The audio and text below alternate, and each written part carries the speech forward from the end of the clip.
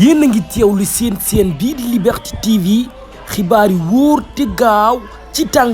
bi ñu ngi lay ñaan nga daal di abonné wu te activer cloche de notification yi vidéo bu dëggu nga bokk ci ñu koy njëkk a am.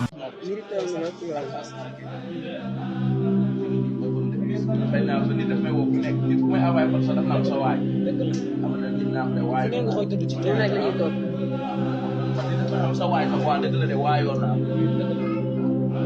moo tax ma ne tey su ma amoon 30 lay gaal